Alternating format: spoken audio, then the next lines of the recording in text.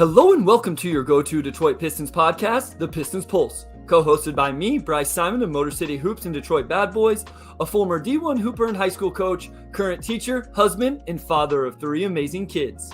And I'm Omari Sankofa II, Pistons beat writer for the Detroit Free Press. And of course, we're always blessed to be joined by our guy, Wes Davenport, putting the outlines together, doing his thing. He's making moves in the Detroit Pistons content creation world as well. Join him and Jack every Thursday doing DBB Live. And Omari, we do got to update the listeners real quick.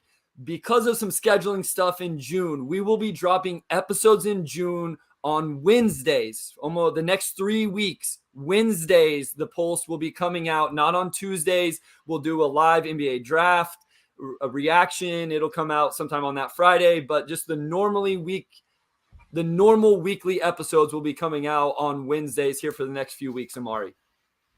Yeah, it's just easier from a schedule standpoint to drop on Wednesdays over the next few weeks with some holidays and some other stuff coming up. So we'll remind you guys again as it comes up, just to make sure we're on the same page. But just look for episodes that come out on Wednesday over the next few weeks. Absolutely. So today we're going to talk about fits. We've been talking about these prospects, Omari, Cam Whitmore, Taylor Hendricks, Jarris Walker, the Thompson twins. We've been talking about them. We brought on Richard Stamen. We've brought on Adam Spinella. We've brought on all of these guys. Now we're just going to talk about them. How do they fit with this roster? How do they fit with Cade, Ivy, Duren, Stu, everybody else? So we're going to go specifically into that. We're going to do a little bit of a mock offseason at the end, which will be a precursor to next week's episode, Omari, where we're bringing on our guy, Keith Smith, who everybody loves. That'll be a great episode. But first, something that I'm not as in tune or excited about, but I always got to ask you, see where we're at. I know the fan base is interested. What's going on with the coaching search, Omari? What kind of updates can you give the fan base? Yeah, so there is an update, a developing update. It looks like the race is trending toward being a two-man race between Kevin Ollie and Charles Lee. They're planning to bring both of those candidates back in for follow-up interviews. We're recording this on Friday, to be clear, so a few days before this comes out on Tuesday. But they don't have anything scheduled with Jaron Collins right now, and that could change, but right now it looks like it's angling toward being a two-man race. So I think we'll have somebody in before the draft. That's about 3 weeks from now. I think they're going to have somebody in before then. So we'll get some resolution on it at some point, hopefully in the next few weeks, and we can stop talking about it because I think we're all kind of talked out as far as not me and Bryce, just the fan base in general. There's only so much speculation you can do until you get a decision. So hopefully next time we record or next two times, we'll be able to talk about something more substantive as far as that.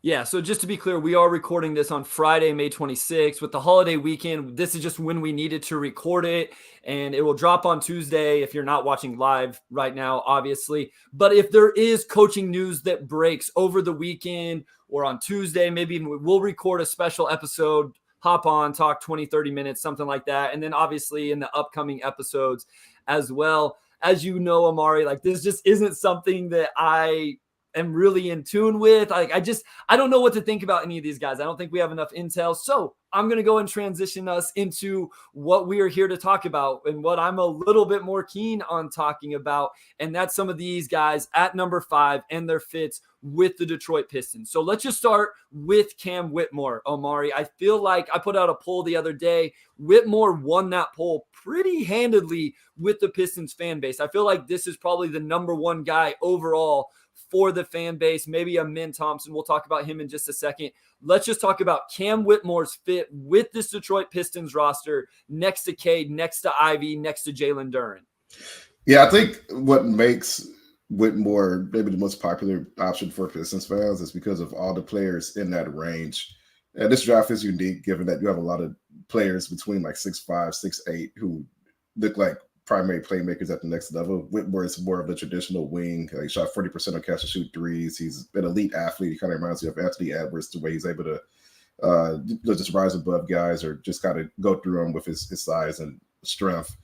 And his game is just fun to watch too. I don't know how much of that kind of plays into the evaluation for fans, but you just look at his game and he just really fits that 3-and-D wing archetype with upside that I think a lot of people want to see from whoever the Pistons pick with that 5th overall pick, just given the needs for this roster and what Cam Whitmore could be 2-3 years from now. You know what wasn't fun to watch when watching Cam Whitmore is his team overall on the offensive end.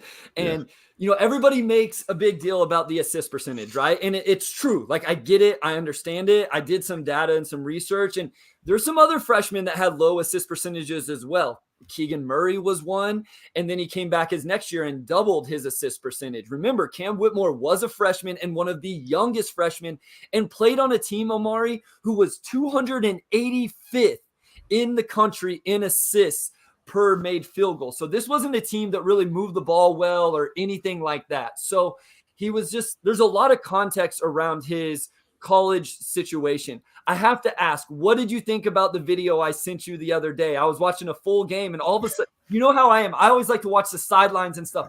His coaches are getting so frustrated every single mistake. And I think it was 6 clips in this one game, and there were other games as well. Don't get me wrong. What was your initial reaction to that, and kind of did that change anything for you? Because for me, it didn't change his ceiling, but it did lower his floor a little bit.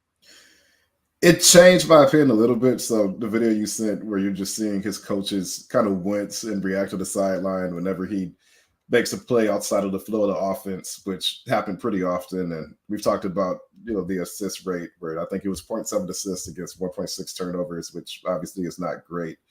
I think when you see the context of his coaches reacting to some of the things he did, it sort of makes that the juxtaposition of, okay, on one hand, this team did move the ball very well in general, but you're Cam Whitmore, you're highly recruited, and you come in and you want to see him maybe solve some of the lack of playmaking, and he didn't solve it. He added to it, which speaks to just where he is as far as processing the game right now.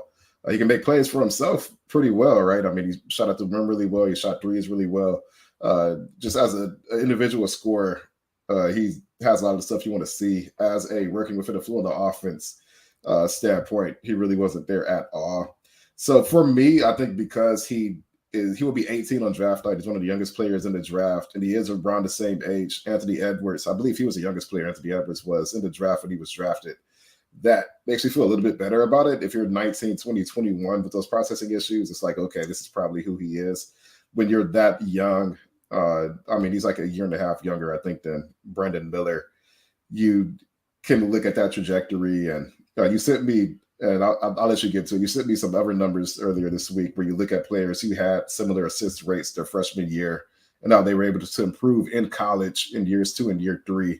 And if Cam Whitmore were to come back, I don't think he would necessarily be that much of a black hole on offense. I think you would see him working from the flow of the offense a little bit better. But just for a Detroit standpoint, at number 5, that is a red flag, right? Okay, this guy has a ways to go just from a playmaking standpoint, and we're going to have to really coach him hard for him to get to that next step. Yeah, I think some of the other guys were OG Anunoby. Jimmy Butler was one, I think. Jimmy Butler, although his free throw rate was insane compared to everybody. I mean, it was compared to everybody else on the list. So I think what's interesting is it okay, though, that you add him to a roster that has Cade Cunningham, a high-level processor, Jaden Ivey? Is it okay if you think Jalen Duren moves the ball really well? So can you have a guy like Cam Whitmore? Let's just say he ends up being a little below average. Obviously, if he's just awful, if the feel and the ball movement is just awful, that's a huge red flag and something you're really concerned with. But if you think he can just be a little below average, is that something you can live with this specific roster because you feel like you have other guys who are going to move the ball well? Or like I see a lot of fans go, well, this is why they got rid of Saddiq Bey, because Saddiq Bey was kind of a ball stopper and didn't keep the flow of the offense. Do you think it's actually an okay fit for him coming to a team like Detroit? It's an okay fit as long as he can be a play finisher, because that's something that this team really needs, is a player who can knock down, catch and shoot threes, who can cut, who can make plays at the rim. This team really doesn't have a lot of players who, even Jaden Ivey didn't finish at the rim as well as you would want to see. So they still need players like who aren't bigs, who can get to the rim and make things happen. And Cam Whitmore gives you all of that. I mean, he's going to be able to drive right through guys and draw fouls. I mean, we talked about the shooting. He just does a lot of stuff as an off-ball player that you want to see. And I guess the reason that I'm not as worried about his playmaking is because you don't want the ball in his hands that much anyway. You just want him to make simple reads, keep the ball moving, swing it along the perimeter, stuff like that. And then eventually you can work on just him making simple driving reads, right? Like, okay, I'm standing during underneath, or you could kick it to the corner, stuff like that. He doesn't need to be Amin Thompson or Anthony Black or any of these other guys who could be point guards at the next level, right? He's a play finisher. He's making 2 reads, maybe tops your average possession, and you have Jaden Ivey, you have Cade. Duran has upside as a playmaker. You have other people on the roster who can make his life easy. So for Detroit specifically, that doesn't worry me as much because I'm not drafting him to be like Andre Iguodala. If he gets there, like absolutely. I mean, he's got that type of athleticism, but you're drafting him more so to be a guy who can finish plays at the rim and from 3, and he has that right now. Yeah, I think it's actually a really nice fit for him because you don't need him to. And I don't think Cam Whitmore is selfish. I will tell you the other thing watching the film closely, Omari, his teammates froze him out. Like there were times coming off a handoff, they were just like, nope, Cam's coming. I ain't going to give him the ball. And he had more teammates go like straight isolation for 15 seconds in a possession than what he did. I can show you clips of him doing what you're talking about, which is what would be required with the Pistons. Just a few other names. Like Keegan Murray doubled his assist percentage from his freshman to sophomore season. Jimmy Butler doubled it by his senior year. And Anunoby almost doubled it. Mikal Bridges was another guy who had a very similar assist percentage his freshman season compared to Cam Whitmore. And it rose. Desmond Bane, another guy. So some pretty good NBA professionals right there who had freshman season assist percentages in line with what Cam Whitmore's were. I want to ask one more question about Cam, and then we got to move on to some other guys. Defensively, Omari, do you think he's what this team needs? Because I do think he can take some of those matchups that you don't want Cade or Ivy, or if Boyan's the other starter on the wing/forward, Cam can take a lot of those. I wish he was a little bit taller, but I think he's so strong. He can take almost any matchup you want on the perimeter. I like the defensive tools he has, and I like that at the very least right now he does have a nose for the ball. There's a lot of technique stuff you have to work on with him, but he was very clearly aware of like, okay, I could, blow up passing lanes. I can do this and that and get up into guys and make things happen in transition, which I like. But he's like 6'5", 6'6". He doesn't have a huge wingspan. I think his wingspan is like in the neighborhood of 6'9". But he does have the tools and he has the size to match up 2 through 4, depending on the matchup. And I think he could be a plus defender in the NBA. He's not the best defensive prospect at number 5. We're going to talk about some of those guys. But I think offensively, he's arguably probably the best if you just look at it strictly from a wing standpoint, right? Defensively, I think you hope that he can be a plus, and he's not quite there yet. But I just go back to him being 18 years old and having a lot of growth from that end. You can bring him in and you can just give him simple tasks, right? Knock down threes, cut, defend. If you can draft him and you can tell him to hone in on those three things as a rookie, I think you feel pretty good. Well, and the thing is, where you're not asking him to do all of that creation offensively, he should have more energy for the defensive end. It takes a lot less energy to play off the ball, attack a closeout like our guy Steve PLTA is talking about in the chat. Just attack those closeouts, straight line drive to the rim, finish, be explosive, those type of things. When you're doing all that off the ball, you have more energy to go to the defensive end. My biggest concern is some of the feel stuff on the defensive end, the awareness, he misses rotations, some of those type of things. But again, young kid, like we've talked about over and over. And I don't want to get into it today. If we end up drafting him or the Pistons end up drafting him, I do want to get into it more. I have some conversation around the context there at Villanova, how he was coached, those type of things. Let's go to the next guy. Amin Thompson, because this is one that's really interesting. And where we have 5 or 6 guys that we're trying to decide between, Omari, fit really comes into play. And I think also what comes into play, Omari, is how good do you think Jaden Ivey, Cade Cunningham, Jalen Duren, those guys are? That'll come in with a couple guys we talk about in segment 2. I think Cam and Amin are really the upside swings, the guys that can really blow up if things hit. But there's some floors there that like make you a little nervous. And I think your nervousness about Amin's floor is even more than mine. So you can talk about that a little bit, but also do you have concerns about a fit of Amin Thompson with Jaden Ivey, Cade Cunningham? Yeah, I think I have more fit concerns with Amin than anyone else who's in that range. I have less fit concerns about his brother than I do about Amin. And that's really just because he has the size you want for – the Pistons have a clear need for a player between 6'5" and 6'9" who can just take those types of matchups. I think Amin has some of that. But offensively, all of his utility pretty much comes on the ball. And he's also one of the worst shooters in the draft, especially for his position. He shot 25% from three. A lot of those were wide open. He just has a ways to go mechanically. So realistically, if he does become a plus shooter, or even an average shooter in the NBA, it's going to take a few years for him to get there. I just don't see an avenue where he comes in next season and really changes that around unless he really just starts revamping that shot right now. So that's what worries me about him. It's just the shot and the fact that all of his skill pretty much comes from the fact that he can really pass and get downhill. So again, our guy Steve brings up a good point here. He says Amin needs the ball to reach his full potential. So I think that's where this really comes down to. My thing with Scoot Henderson, I think this kind of plays into the Scoot Henderson conversation that we were having pre-lottery, right? I thought Scoot was so good, Omari, that offensively you give Scoot the ball and let Cade kind of play a different role and archetype than what we had seen the first couple seasons. I personally don't think that's the case with Amin. As high as I am on Amin, higher than you, I still don't think I take the ball out of Cade Cunningham's, not exclusively anyway. So then it comes down to something we haven't seen, which is can Amin go play off the ball? He has all of the physical tools, right? Cutter, he could be a lob threat. You could do a lot of really fun things with him, but it's not necessarily stuff we've seen. He plays on the ball.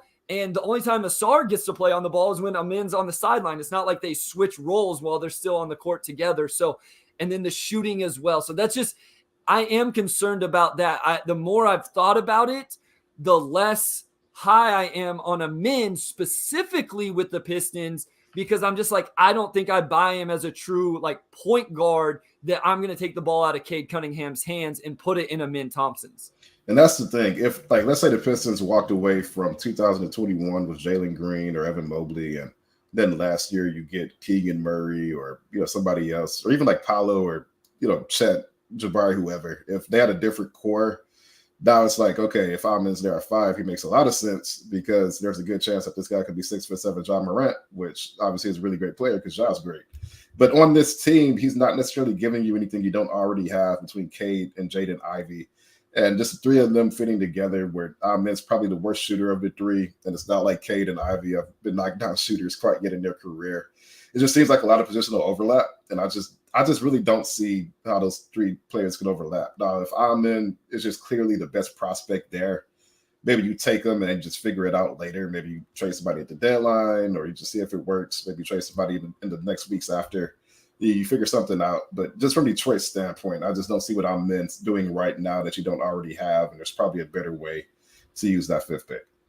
Yeah, I think I've talked myself into one. I think Amin goes number 4 to the Rockets. Like, I just think that makes so much sense. It seems like that's destined to happen. If he fell to 5, that's the scenario where I actually think the Pistons could get a decent trade out of number 5. I think it's Amin Thompson, like somebody, some GM, some owner, whatever it is. We've seen this happen, Omari. I think he's the guy that could realistically be there at 5 that someone truly falls in love with. I don't think that's going to happen as much with Cam Whitmore, Jarris Walker, any of those guys. I think somebody could look at Amin Thompson and say, this is a number 1 option, face of our franchise guy. I'm not saying I agree with it, Omari. I'm saying I think that's the guy I could see an organization saying that about, where you could get decent value trading out of number 5, whether it's for an established player, trading back in the lottery and future assets, whatever it is. Cody brings up an interesting thought right here, and we don't have Ausar on the outline. I'm going to give Wes a little bit of, I don't know, I'm going to joke with him a little bit. He didn't even have Ausar on the outline. He actually added Brandon Miller just in case Brandon Miller would fall. I just like to give Wes crap about Ausar Thompson. But Cody brings up an interesting, as we're talking about fit. He says Ausar is a much better fit for the Pistons, but he doesn't have the upside of Amin, would prefer Ausar for the Pistons. I actually think I agree with that. I have Amin solidly as a better prospect than Ausar, but this plays right into what I'm talking about. If I was going to take Amin at 5, I would rather or Ausar at 5, I'd rather just trade back to 8 or 9 and take him there. So I think Ausar is a better fit. Where are you at with Ausar? Yeah, I like Ausar. I think he's a better shooter than Amin is right now, and I like his upside more. Maybe not quite the same tier of athlete, but still one of the best of the NBA. I like his offensive tools. I think Ausar, I mentioned it earlier, I just think he's a better fit for Detroit. And to your point about trading back, if let's say Houston takes Cam Whitmore at 4, right? Like they need a Yep. point guard. Let's say, okay, they're getting James Harden, so just like let's just take Cam Whitmore because he fits Yep. what we have. I would, if I'm the Pistons, I'm minutes right there at 5. I'm calling Utah. I'm saying give me 9 and 16 for 5 because Utah has a very clear need for a point guard. Utah takes Amen at 5. I might be able to get a star at 9, and then you have that 16th pick. You could look at trading that, maybe getting the future first to restock the pick you lost. We traded for Isaiah Stewart. You can just take a different player at 16. You could take 16, package it with Boyan or Alec or somebody and go get a different player. That gives you a lot of flexibility. So I do like the idea of some sort of Utah Pistons pick or trade just because Amen could be there at 5 and Utah has a clear need for a point guard. And I don't know if Utah, they have the 28th pick too, so I don't know if they want to take 3 guys in the first round this year. There's just some stuff that they could do and just have a lot of fun with, and it makes sense to me. No, I love it. And here's the thing about 9, Omari. Let's say you trade back to 9 and Asar goes at 6. You still have on the board Anthony Black, Jarris Walker, Taylor Hendricks, who happens to be who we're going to talk about here in segment 2. So I think 9 is the furthest I would go. I don't want to trade back past 9 because then I think there's a tier break. I think there's a drop off. Now you're looking at Cason Wallace, who I like. We talked about him with Richard, but I don't know that he's a great fit. Like he's probably coming off the bench for this team his entire career. If Caden Ivey hit, I don't think he's a guy that you put in the starting lineup and he's good enough. You move Cade to the 3-4. So that's a really interesting one. I know everybody talks about Orlando 6 and 11, but 9 and 16 with Utah, that's a little more interesting there because I think you can still feel like you're going to get a guy that you want. So and Wes missing 9 and Sexton, which Sexton would be an interesting fit here in Detroit, but I like him as a microwave option, like 6 man for sure. And Utah has some other assets too that they could kind of play with in that. So I'd be curious to see if they try to move up into the top 5 just to get on there. Yep. All right. We're going to go to a short break here. When we come back, we're going to dive into those guys we were just talking about, starting with another one of the Pistons fan favorite, Jarris Walker. All right. Back with segment 2. And we're going to talk about Jarris Walker, who I think just from a personality and just the way he approaches the game standpoint just seems the most like a Troy Weaver guy. And I would think he's pretty high on Detroit's draft board just because of that. Coach Bryce, go ahead and lead us off. What do you see in Jarris Walker, and like how does he fit with this Pistons team? I mean, I think he's a really good fit, especially for what they're trying to do, right, Omari? I brought this up. I was recording with Bryce Hendricks of the Upside Swings, and we were talking about this. And Adam Spinella had tweeted, I think when the Wiseman trade happened, that the idea of what the Pistons are trying to do with these 2 bigs makes sense, right? It makes sense, but they're trying to do it with the wrong guys. I think Jarris Walker is the perfect type of guy that you play 2 bigs with because he's so versatile offensively. He can catch, go right into a DHO. He can throw the backdoor pass. He can attack a closeout. I think he's athletic enough to play in the dunker spot. You can screen and roll or screen and pop. The big question with Jarris Walker offensively, Omari, is do you buy the shooting? The shooting numbers are so weird because he shot a decent and respectable 35% from 3. Like, that's not something you scoff at as a freshman in college. I'm cool with that as a 4-man. But then he shot somewhere in the 60s from the free throw line. And it's like, okay, well, now which indicator do you believe in? Because a lot of people will tell you that the free throw shooting is the better indicator. So if I fully believed in the jump shot, I would be all in. I'm still trying to decide where I'm at with that, but I've definitely risen on Jarris Walker from 2-3 weeks ago as I've watched more film. Yeah, I think the shooting is the swing skill for me as well. If he can really knock down threes, like let's say he get to be a 37% shooter, which I do think is a realistic outcome for him. Now you're talking about a player who has perfect size to be a modern forward, right? He's 6'7", 6'8", but he's got a long wingspan. He's bouncy. He's got just really great defensive instincts. He could probably switch, like 2 through 5, maybe certain ones, depending on how tall they are. I don't know if I'm switching with a guy who's like 6'1", but if he's like 6'4", then you could probably get away with that. And just overall, I just think he's a really great 2-way prospect. I think for Detroit, like you already have Isaiah Stewart, and I know some people have compared them. I think Walker is a much more natural 4 than Isaiah Stewart is. I also think they can play together pretty well. But you also have Jalen Duren, you have James Wiseman, you have Marvin Bagley. So you add Jarris Walker to that, and that's pretty crowded. So you probably look at a trade somewhere. But I would not let Detroit's front court situation impact my decision making on whether or not to take Jarris Walker. I think he has a chance to be the perfect four for the playoffs. You think about Grant Williams, a guy who can knock down threes, match up pretty well. Walker's a much better passer than Grant Williams was coming out of college, and he's younger. So to me, I don't know if I see a star outcome for Jarris Walker, but I see elite role player, make a lot of money for 15 years type of outcome for him. And he does fit a lot of needs that the Pistons have, especially on defense. Yeah, so I want to say I've kind of grouped these guys into the high upside but low floor. You probably want to take those guys if you don't think you have enough of that upside with Cade, Ivy, Duren. That was who we talked about in segment 1 with Whitmore, Amin, and even Asar. I know we scathed over Asar just a little bit more than what a lot of people would like, but that's the grouping there. To me, this group of guys with Walker, Hendricks, and Black is a little bit more of, okay, we think Cade and Ivy is eventually a top 3 backcourt in the NBA. Jalen Duren is this modern big who can pass and move and protect the rim and do all those things. We just got to add really good players around them, versatile players. And I think at least 2 of these 3 are that. Taylor Hendricks, we can debate a little bit more.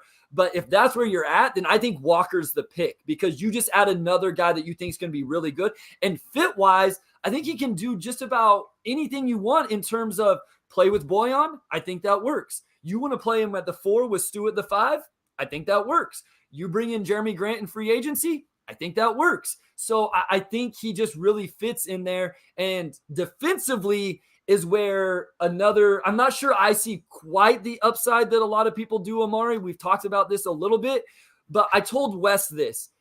Even if he isn't locked down, that's okay. If you can say, Jarris, you're going to take the best wing, forward, whatever player, and you're going to expend all of your energy on them, well, that's now a guy that Bojan doesn't have to guard, or whoever they sign in free agency, or possibly Cade, whoever it is. That's valuable. I think he'll do it at least a neutral level. He can protect the rim a little bit. I thought he was a big-time rebounder coming out of high school, so you add that already to Duren and Stu. I like those 3. I don't know how you feel. Fit-wise, you give me Jarris Walker, Stu, and Duren. Whatever happens with Wiseman and Bagley is either icing on the cake or they move on or you trade them or whatever. I like those 3 together as a rotation. I do too. Like, again, I just think Walker is a guy. All 30 teams use a player like that, right? Really hard-nosed on defense, rebounds well. He's got some shooting touch.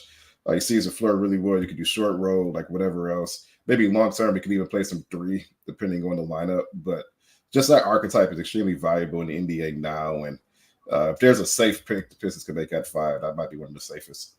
Well, where he can play as the 3, Omari, is, again, if he could guard threes on the other end, right? So let's say Bojan is technically your 3, but you don't want Bojan guarding Jason Tatum. Well, if Jarris Walker can actually do that, and again, not saying he's going to lock Tatum down, but if he can at least take that matchup, now Bojan doesn't have to expend as much energy. Like, there's just a lot of value in that. So I've come around on Jarris. We've talked about that. And so this is interesting too. There's a lot of really good intel coming out about Jarris Walker. So Steve Pelletier, Marcus Sasser also said he thought Jarris had one of the best handles on the Houston squad. So that's really interesting, that just that versatility offensively and what he can do off the bounce.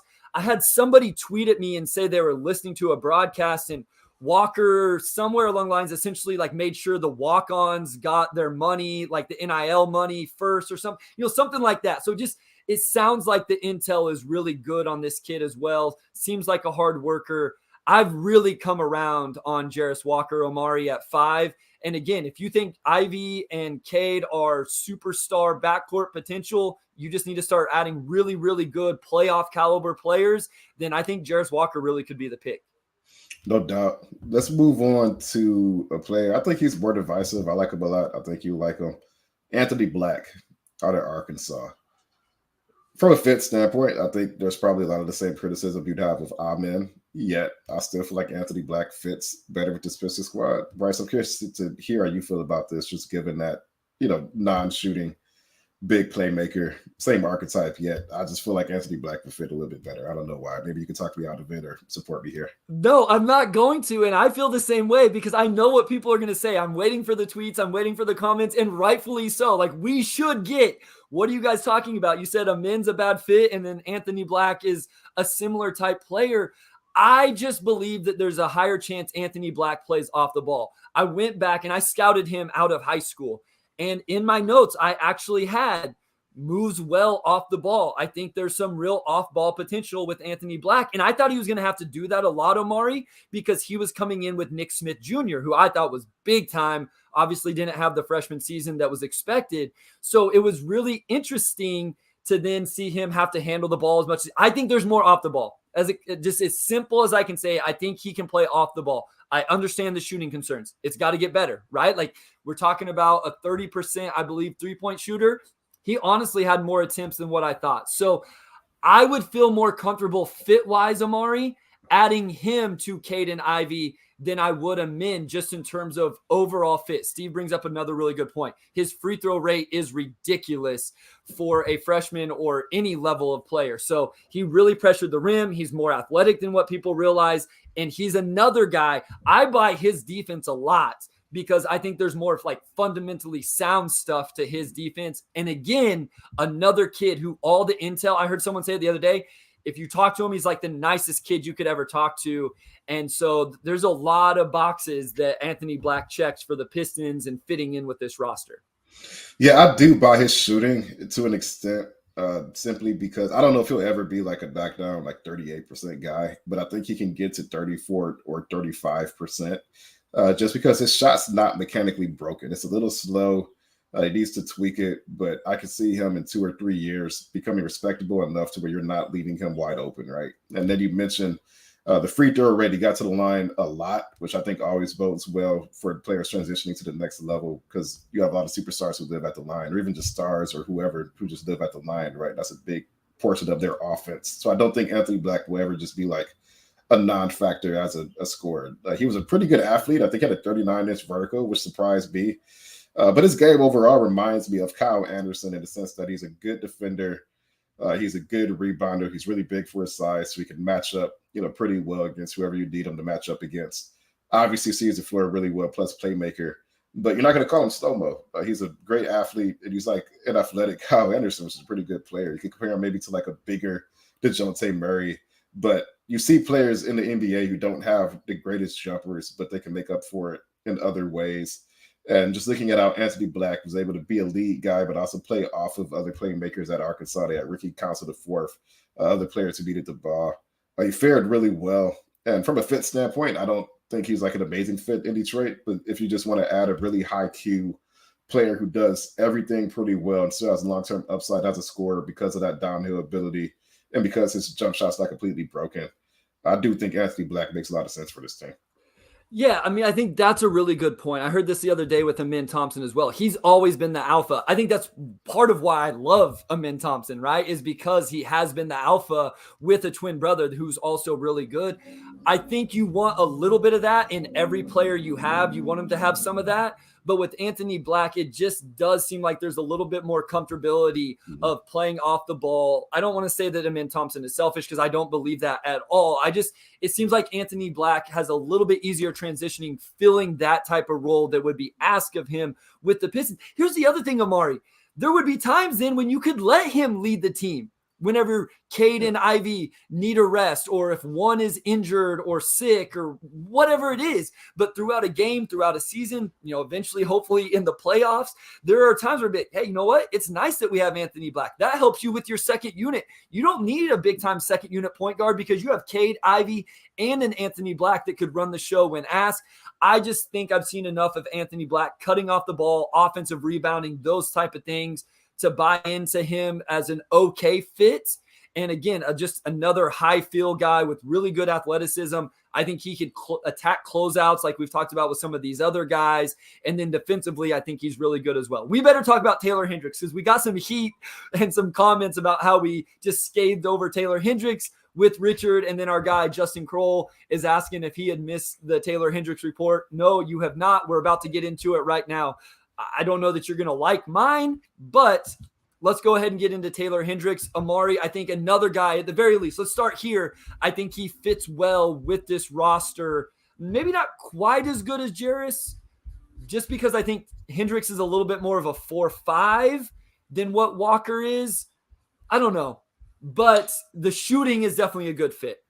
Yeah, I think Hendricks he's a unique prospect in that, yeah, he's like 6'9", decent wingspan, but he's really slim. So I feel like early on he's almost just a four, right? I don't think he necessarily has the on-ball ability to be a three, and he's just going to get uh, annihilated in the post by certain matchups. All of those players tend to bully almost anybody, but I just don't know if he has the size right now to really be a full-time five. So I see him almost purely as a four, and you're almost going to want him alongside somebody like Isaiah Stewart or Jalen Duren or James Wiseman at all times, just because he is a little slender. But beyond that, I really buy into Hendricks' shooting. I think he's a good shooter for his size and still getting better. I trust his shot more than I trust Jarris Walker's right now. And just his mobility on defense, like he moves really well along the perimeter. He can bang inside a little bit, so I do think he's really malleable on that end. And I just like his game a lot. I kind of go back and forth between whether I like him or Jarris Walker as a prospect more. And really, they're just both in the same tier. And it just comes down to roster fit or like what you value in a four, because Walker's certainly the better playmaker between the two. But I do trust Hendricks' shot and athleticism a bit more. So you're just taking some things with one, leaving some things with the other. But overall, Hendricks is probably not as clean of a fit with this team than Walker is, just because he's not the same type of playmaker. And if there's one thing they need is a power forward who can really move the ball. But beyond that, you could talk me into Hendricks over Walker or Walker over Hendricks. I think I'm pretty flexible as far as that. Yeah, I will say that I do think I have Jarris Walker solidly over Taylor Hendricks right now, because I'm just kind of buying into the versatility offensively. And I do think Jarris has got more versatility than Taylor Hendricks does defensively. Now, Hendricks protects the rim better. Like, there's no doubt that he protects the rim better. But I just think overall versatility with what Walker can do defensively, I would buy into that a little bit more.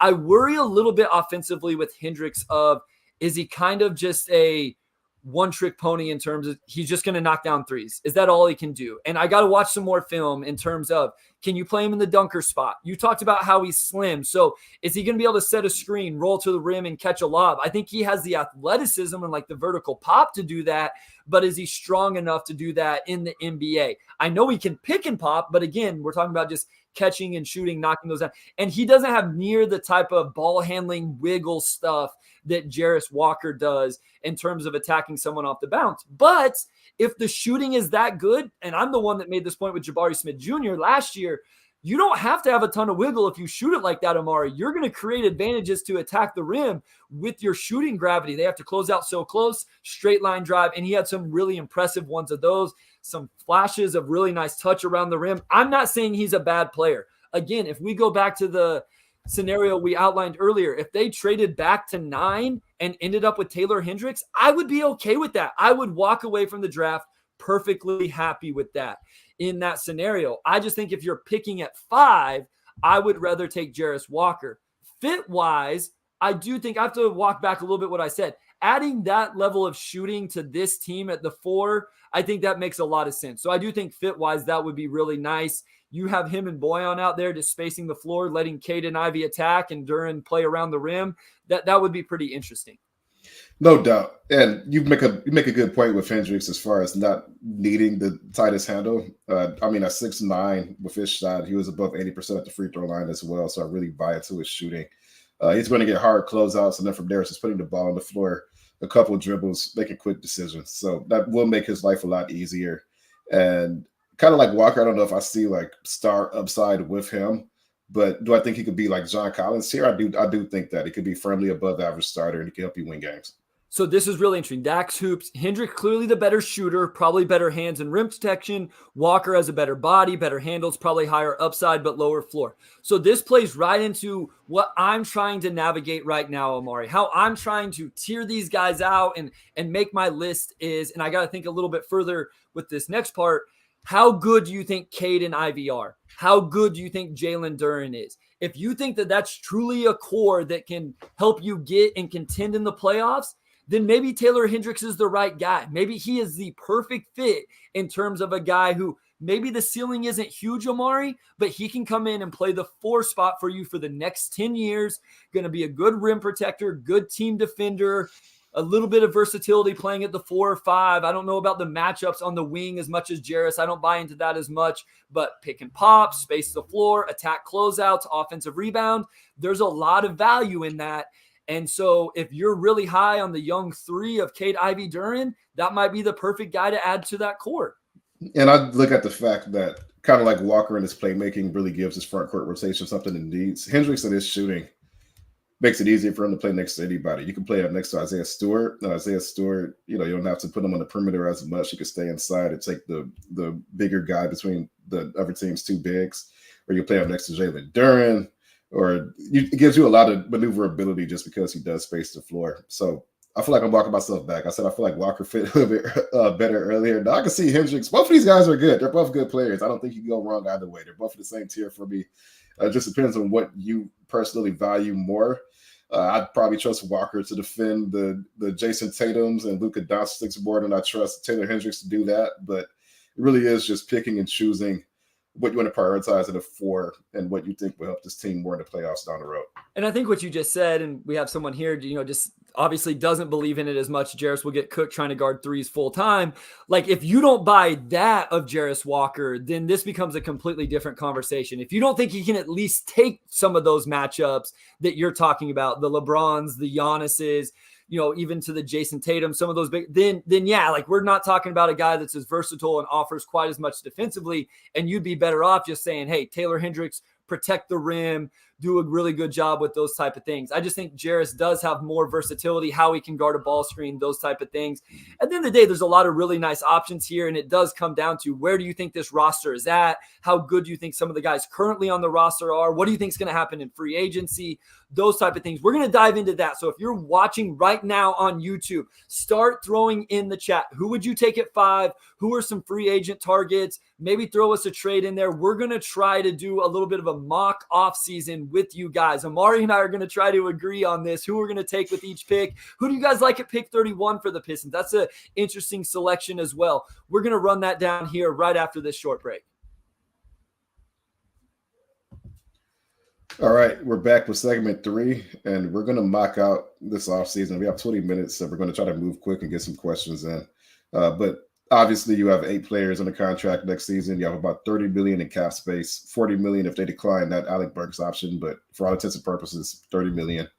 And, some clear needs as well. Bryce, I will start with you, and we're going to make quick decisions on just all their pending and potential free agents. And then we could get to some questions. So feel free to put some questions in the chat while we go through this really briefly. Just talking about Alec Burks, for me, it's no question I'm picking up that option. Bryce, what about you? Yeah, I think so as well. So you got Cade Ivey-Hayes on the books. Bogey is kind of the only wingy forward. And then Duren, Stu, Marvin Bagley III, Wiseman, you have as the bigs. So that's what you have there. And then you have some of these decisions you're going to have to make. Alec Burks, I think I'm with you, Omari. We're going to pick up that option. RJ Hampton, non-guaranteed. You could move off from him, but I'm going to stay with RJ Hampton for now. What do you think? You're bringing RJ back next season? I think I would. It's very slim. I think it's less than $2 million. I'm not. Can we go? Let's go through the draft and stuff, and then we'll make the decisions on the rest of these guys, right? Okay. Because that might decide Eugene Amarui, Livers, and some of the unrestricted free agents as well. So let's make the pick at 5. I'll put Burks in on the roster, and that gives us 9 players, Omari, and we're at what, $30 million in cap space now with 9 players on the roster. So let's make the pick at 5. Who let's say everybody's available. I know one of these guys is going to be gone, but let's just say everybody's available. Who are you taking at 5? I'm taking Cam Whitmore. I think you just need to make an upside swing, and I really see him having the most upside of all the players there at 5. Maybe you draft a floor, maybe you look at Rowe. And this is funny because this is 69 episodes. I don't think we've had an interruption from Bryce's fame. I've been freaking. I don't know. Did Royce show up on the screen? Because all of a sudden, I record in Royce's room. He's about to be 4. He opens the door, walks in, collects all of his toys. He's dropping them and trying to close the door. I have all 3 kids at home right now by myself. Man. My wife is at work. So I've been stressing this whole time. I'm like, all right, we're good. We only got 15 minutes left. And then here we are. So All right, No, go ahead. it's okay. It's okay. We know you're a father of three amazing kids, so it's Not okay. You so get a amazing pass. You all get a the pass. time. You get a pass. It's all right. I'm child free, so I can I'll eat up some time here. Yeah, I'm taking Cam Whitmore because I just see him as having the most long term upside. I'm not as worried about the playmaking, and I'm just looking at what do I need. What boxes do I need checked immediately? Because realistically, no rookie's probably moving the needle that much defensively anyway. So long term, I'm taking his shooting, I'm taking his playmaking at the rim, I'm taking his defensive upside, and to me, that makes the most sense at number 5. All right, we're going to agree there. We'll take Cam Whitmore, Omari. That gives us 10 guys on the roster, and I'd already built in that cap space stuff or whatever. So we're still at 30 million. We have 10 guys. We've now added a wingy forward. We'll put him in that box. We need to make – are we going to make a trade? Are we going to trade Bogey for some – we don't have to make the actual trade, Omari. I'm just going to say, do we want to trade Bogey for a mid first round selection that could, offer up where you draft Grady Dick, Bryce Sensabaugh, something like that? Or do we just want to keep Bogey and move to 31? I would look at trading Bogey. He'll be 34 next season, and as good as he was last year, if you're looking to add a wing in free agency, which I think Troy Weaver even said at his end of season availability, we need defender, right? Like Isaiah Livers is our one player in that range. We need somebody else. Then I think that makes Bogey a little bit more expendable, especially if you address that wing at the 5 as well. I'm looking at trading Bogey for sure. Okay, so here's an interesting. Cody says we're going to trade Bogey to the pick 31 and Bogey to the Warriors, and then you're still in that range of a Jet Howard, Gigi Jackson, Bryce Sensabaugh, somebody like that. Would you do that, or would you rather wait for 31 and then you're looking at prospects like Marcus Sasser? I think that got brought up by our guy Dax Hoops. You're looking at Jaime Jaquez, a guy that you've brought up. There's my guy Omax Prosper from Marquette. I think you can still add another wing, whether you trade Bogey or not. There's still room for those wings forwards on this roster, even before we get to free agency. So what do you want to do here, Mario? I'll let you make the call. Are we trading up in some capacity and moving on from Bogey, or are we just going to make the pick at 31? If Marcus Sasser is there at 31, I think that's a pretty good pick you could make. Honestly, I really like the 31st pick in this draft because once you get outside of like the top 12 or 13 in this draft, like the gap between 14 and 31 is not massive. Like I think really once you get to like pick 16 or 17, it's like wide open and you could conceivably get a player that's top 10 on your draft board at 31. So I would keep 31. I'll make a pick at 5 and 31. And if I'm trading Bogey, I'm probably looking more so at future draft capital or another player who can help now, maybe on defense, more so than I am getting another pick in this draft. I think between 5 and 31, I am at capacity for young players on this roster, right? You still have Proshida overseas as well, who could conceivably come over at some point. I'm looking at getting something else with Bogey. Like if I could get a 24 or 25 first rounder, for example, because I know I still owe one to New York because of that trade for Isaiah Stewart 3 years ago. I'm doing that. I would say Bogey is tradable. I don't know if I'm necessarily need another pick in this draft if I'm keeping 31. All right, let's just keep Bogey then for now. We got all sorts of names popping up at 31. Jordan Walsh, Kamara, Sasser, Julian Phillips. Again, I'm going to throw my guy, Omax. You have Slauson, Strother, Bobby Clinton. There's all of these names, and that's not even guys who possibly could fall to 31 because there are some names like that. You threw out Jaime Jaquez in your most recent article. I'm not the biggest fan of Jaquez, like ceiling-wise, but if you want a guy who's going to come in and just do some really good things, especially right away as an older prospect, I think that would make a lot of sense. You took the swing with Cam Whitmore. Now you add Jaquez as a guy off the bench. Where are we going to go with 31? I think my inclination would be somebody with a little more upside. Julian Phillips, Bobby Clinton. The old term was pre-draft. Bobby Clinton's probably a lottery guy or mid-first round guy if he goes back to school and comes out next year. So if I can get that guy at 31, I'd feel pretty good about it. I also am fully on board. Yeah, if Gigi's there, you sprint to the podium. Yes, guys. If Gigi's there, I think Omari, would you agree with that? I'm taking Gigi Jackson. I agree with that. 31. Yeah, 100%. Like 100%. So I don't think Gigi's going to be there at 31. I'll just say that. I'd also be okay with Marcus Sasser, and I guess maybe that replaces Killian. I don't know, but I like Marcus Sasser as well. Where would you lean? I know you took Jaquez in your most recent one. Yeah, I mean, I'm pretty flexible. Honestly, it depends a lot of like who's there, but there's a lot of guys in like that range that I'm a fan of. Whether it's Jaquez, like obviously I listed him, and just look at that pick was more so just looking at how the Pistons have used their second rounders in the past, where you get a 4-year guy, Isaiah Livers, or uh, our guy Luka Garza. Well, I guess Pistons Twitter's guy Luka Garza, who I'm sure still has some big fans. They've just leaned toward highly productive 4-year players for that spot, so I think he makes sense there. But I mean, I would go Sasser. I like Kobe Jones. I think there's a chance Jet Howard really falls, which I disagree with to an extent because I think he could really, really shoot the ball. And I think he wasn't that good defensively at Michigan, but he has the tools to be at least average defensively, which if he's a knockdown shooter, you can live with.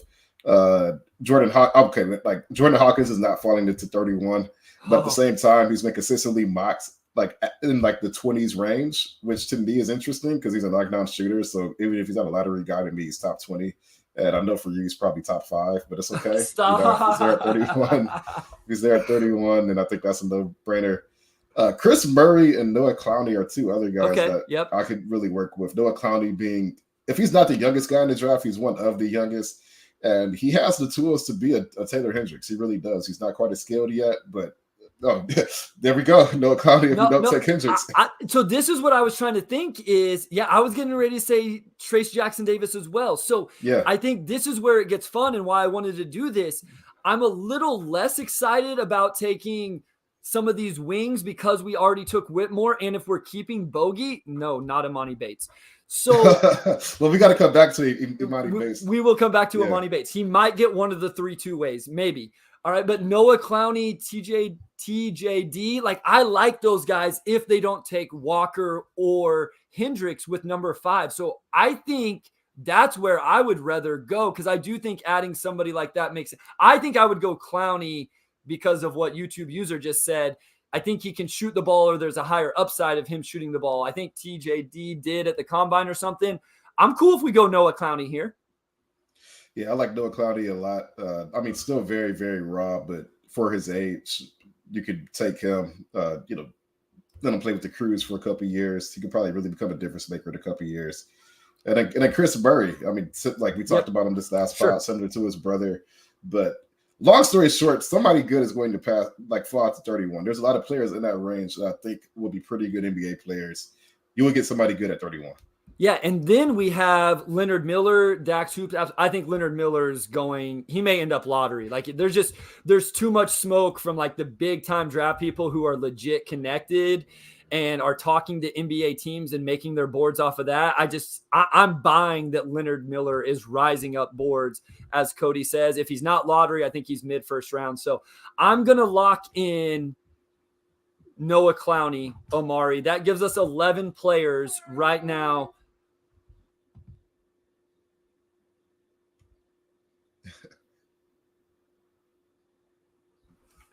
That gives us 11 players right now to work with. We have 4 open spots. We can get to some of the rest of the roster in just a second. Do we want to pick a 2-way guy? I know we had somebody bring up Imani Bates. Is there somebody else that, an undrafted free agent guy? Like Dylan Jones is my guy. He's from Weber State, really versatile, wingy forward that I would love to get in Detroit on the 2-way as Royce makes his first appearance on YouTube. Do you have somebody like that, Omari, that we can put on the one of the 3 2-ways?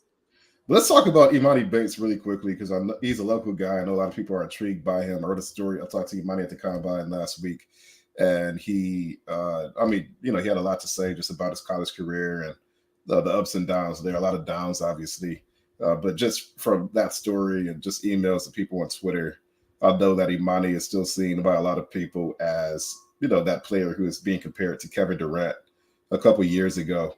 And I think the thing with Imani that people have to realize is that he did not have a great season at Eastern Michigan. He shot the 3 decently well, and he took a lot of threes off the dribble and off the catch and whatnot.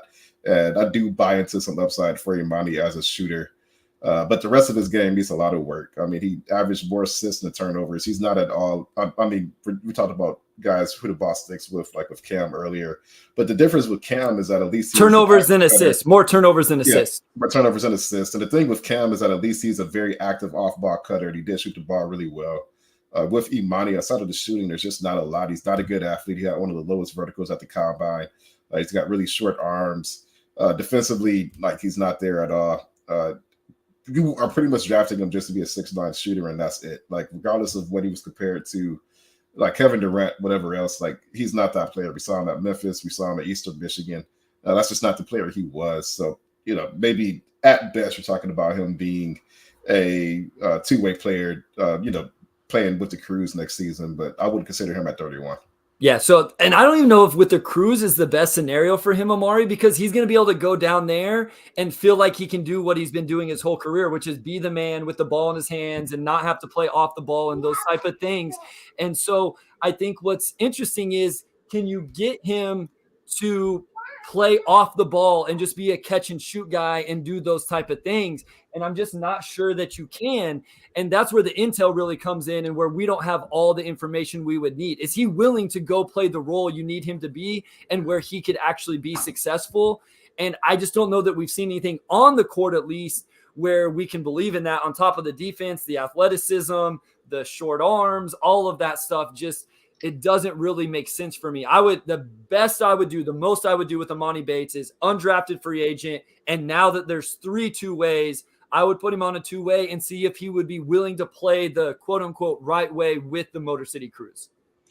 Yeah, I think that's probably the best case scenario. But yeah, again, I just know that there's a lot of, people who followed Imani when he was, at Ipsy Prep, and, they saw this hype and it kind of fell apart. I don't know if there are people who kind of realize kind of the player he was in college. And the reality is that there's probably a disconnect between the player he thinks he is, or, wants to be, and the player he actually is. And a lot of his adjustment at the next level, wherever he ends up, is kind of reconciling those two things. He's going to have to really embrace the dirty work and doing the little things that separate guys at that level, and not necessarily see himself as the guy. And for the Pistons, I'd be curious if they're also wondering, you keep him close to home, would that be good for him? Would it be better for him to go elsewhere, this and that? But there's a lot of red flags there that whatever team takes him, they have to navigate. All right, so we got 11 guys on the roster. Let's finish this off with some free agency. We'll do more of this next week with Keith Smith. Obviously, he is the go at this type of stuff. We have roughly $30 million in cap space, Omari. We have Cade, Ivy, Hayes, Alec Burks. We haven't added any guards to the roster. We have those 4, kind of your wings forwards. You have Bogey, Whitmore, and then kind of however you want to classify Clowney and Stu. And then obviously Duran, Marvin Bagley III, and Wiseman. So 4 roster spots. Do we want to do free agents outside of the organization first, and then we can make some decisions on RJ Hampton, Amarui, Livers, Hami, those guys, or you want to go through those guys real quick first? Let's go through those guys first, because there's probably only a handful of these guys who would realistically come back next season. So we can just kind of go through that. So now that we've gone through this, I'm probably going to let RJ Hampton walk. You agree? I agree. The thing with RJ, I mean, he has some flashes last season, but he doesn't play a position of need. And just realistically, you could just probably use that roster spot for something that's going to help you a little bit more next season. I thought he had some flashes, especially toward the end, but just, they're pretty stacked up point guard. You may take one at 31. It's just, I don't see an avenue for RJ playing a lot next season. Amarui, $2 million club option. I'd probably part ways with him. I'll look at bringing him back with the Crews, or maybe even on a two-way. Agreed. But as far as next season, I think we probably, like, he hustles, he can play good D. The shooting really wasn't there. And again, just use of a roster spot, probably more you can do with that. Isaiah Livers, $2 million club option. Bring back 100%. Yep, I'm with you as well. So that puts us at $28 million in cap space. And we now have 12 players on the roster, Omari. We have a couple guys we've talked about with two ways, whether it's actually Amani Bates. I brought up Dylan Jones, an undrafted free agent. I agree with you with Amarui. So, add in another two-way guy somewhere. We got 3 roster spots. We have 3 undrafted free agents. We won't get into Boeheim and Roden. If they stay around, it'll be on a two-way. So Diallo, Joseph, Rodney Magruder. We have 3 open roster spots, Omari. Are you going to put all 3 of them in those spots? No, I'm not. I think realistically, you probably only take one back, and then you have a spot to use a free agency, or 2 spots to use a free agency if you want. Like, of the 3, I think just from a pure basketball standpoint, and I'm about to get tomatoes thrown at me, I feel like Corey is the one I probably would be most likely to bring back, just because I feel like I still need some sort of safety blanket in that backcourt. And Corey, I mean, he's been really great in the locker room for these players, and he's really shot the ball well. He takes care of it. Just for a veteran point guard, I just think that checks a lot of boxes you probably need from that spot. And, I know Hami, it's tough because Hami really is coming off of a great season. I just think for this team, looking at what this roster needs, like you could probably go elsewhere and get a lot of what he gives you and also get some shooting as well. So I think that's tough. But of the three, just from a pure fitting a need on the roster standpoint, I think Corey probably checks the most boxes. I actually think I agree with that. I want Hami to stay. I want to make this very clear. Now, Yeah. I don't know how much he's going to get and be worth in free agency. I want Hami on this roster. I think he's a really good 11th, 12th man, especially with a roster that's in need of some wingy type forward guys that we've been talking about. And I think he can just come in, provide energy, do those things when necessary. So I'm going to bring up Steve's here. He says his free agent targets, Josh Richardson, Max Strus, Javon Carter, Watanabe, and Paul Reed. There's a couple of these names that are very interesting to me, specifically Javon Carter, who I think would be an interesting one, but then you're probably definitely moving on from Killian Hayes. I know Watanabe, a lot of people like that because of the shooting. Max Strus, but I feel like Strus is going to get paid after these playoffs. Any of these guys for you, Omari? I covered Javon Carter briefly when the Pistons. I'm sorry, when I was covering the Grizzlies, they traded for Javon Carter and DeAnthony Melton out of Phoenix and that was and Javon's still like really the same player then that he is now, just a really good 3-and-D point guard. If you could get Javon Carter, then you probably don't bring Corey Joseph back at that point. If you feel like you could get, because Javon Carter, he's an upgrade defensively and he's also shot the ball really well. So just as your maybe third or fourth point guard, I think he's perfect. Yuta Watanabe, another former Grizzly I covered, he's improved his shooting so much, and he's tall. He's like 6'10". Defensively, I don't really know where he is, to be honest. So, I don't know if he checks that box, but he makes sense. But the reality is I don't really want to pay much for any of these guys. So it would be you make one big swing, and then you look at getting one of these guys maybe on the MLE or less, and that's probably the outcome there. So out of these names, I think probably Javon and Yuta are the ones that stick out the most. You could talk to me to Josh Richardson as well. Max Strus, he probably gets paid. Paul Reed, I don't know if he fits a need as much. Like I'm leaning Yuta and Javon Carter in this instance. Yeah, I think I'm with you on those two. Let's pencil those ones down, and then we'll keep talking through some things quickly here. Talked about Jeremy Grant a lot. I think it's one of those things where that's going to take up all your cap space. If you bring in Jeremy, he's going to take up everything we have left here. We have 28 million. Maybe something else would have to happen to open up a little bit more. And then you're using the exception and, all bird rights and all of that stuff to round out the roster. There's nobody else coming in from the outside. I could see it being Jeremy.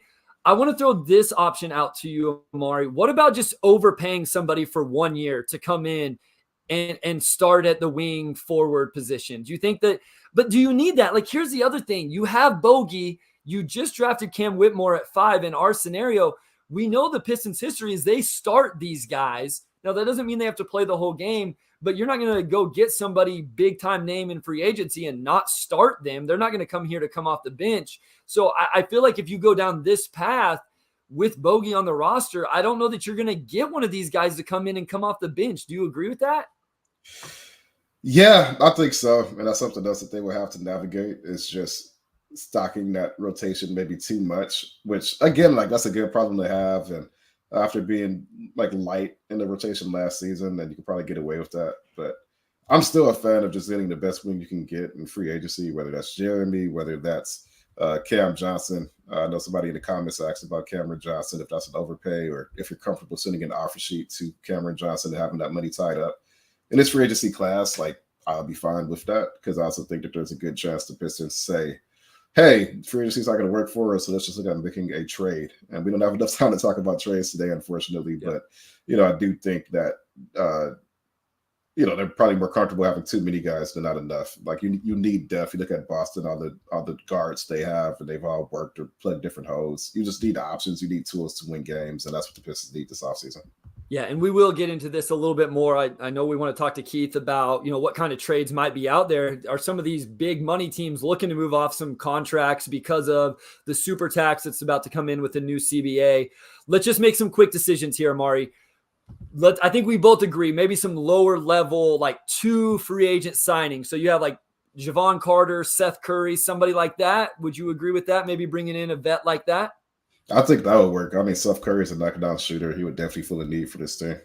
And then I kind of like the Utah stuff. I wasn't as sold on it early on, but again, if you draft these wings, again, you added Cam Whitmore, you still have Bowie, you still have Bogey, Clowney. We brought back Isaiah Livers. Just bring in someone like Utah, see if the shooting really sticks, find out what he can do defensively. I think Steve said it. Hit a couple singles or doubles in the free agency class. Don't drop a bag. The only way I would drop the bag, again, Omari, is if you could just sign someone on a 1-year, $25 million contract, and then you just essentially are pushing that money down the road to next offseason when maybe you have a little bit better of an idea. I think free agency is hard because I don't think you want to make a huge swing, and that's where I'm at. I think we're on the same page. We'll get into this more a little bit next week. This was a lot of fun talking fits through these prospects, actually making some selections and talking about that. Thank you for everybody that tuned in. I know it's middle of the day. I don't know if you guys are off on this Friday. Maybe you just took a little bit of an hour away from your jobs for a little bit. That's okay. I apologize for the disaster that my 3-year-old was. Hopefully it wasn't too much of a distraction, but it's all good fun. No, Wes, that made the pod more fun. You got to bring your kids on more often. not Bring them on. not that one. So, all right, Wes, thank you, my guy. I appreciate you. Omari, take it away. All right. Again, big thanks to everybody for joining us this week. And then we have some big guests coming up in the coming weeks with Keith Smith and some more draft talk as well. So again, thanks for joining us. Big thanks to our audio producer, Robert Chan, our executive producer, Anjanette Delgado, and our sports editor, Kirkland Crawford. Also, big shout out to Wes as always. We'll talk to you all next week.